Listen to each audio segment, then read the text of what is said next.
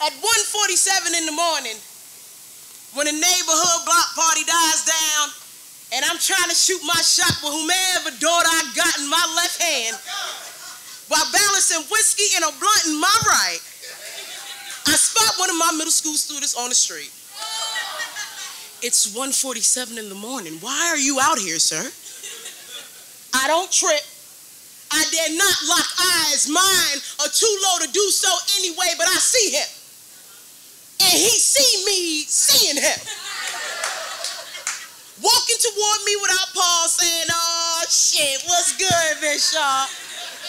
Forcing the girl to laugh belligerently. She asks if my real name is Roddy. He asks if she's my girl or something. Both are in front of me, exchanging information they can clearly see for themselves. But he wants me in this awkward situation. See, he know at work, I am the bully's bully.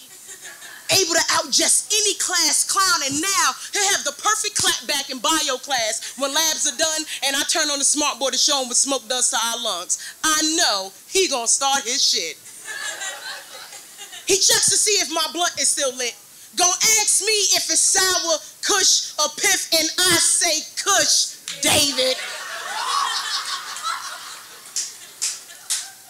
Kush is an ancient civilization in Africa, known for its iron and gold. Skip the part about Kushites not living past 25 years old. See, that part sounds too much like home. And when you teach in the hood and sleep in the hood, you must tell students of places they can dream of to escape this nightmare. Don't question why they out here. Remember, late nights here have no age limit. Remember, there are no lights here in the home of those who believe they die young. Remember, they die young here. Live life at night because death is more expected than dawn. The next day at work, when the bell ring and my students scream, "Hey, yo, Miss Shaw, I got that gas. Hit me when you need that loud pack. I don't trip." I dare not make eye contact.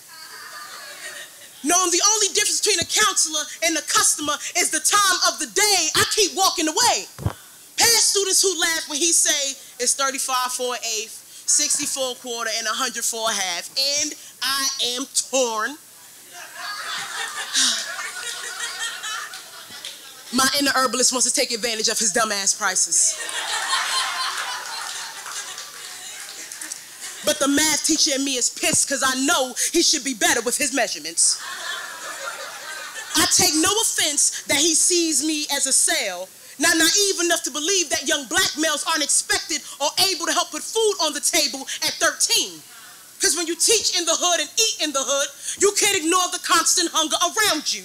These streets must earn every bite they eat, stack bread, cut corners, and still be left with the crumbs, so our sons turn hallways into trap houses, where lockers and stashes, and 8th graders become bosses, giving discounts to the teachers of classes they're failing to cut losses. And this is just middle school.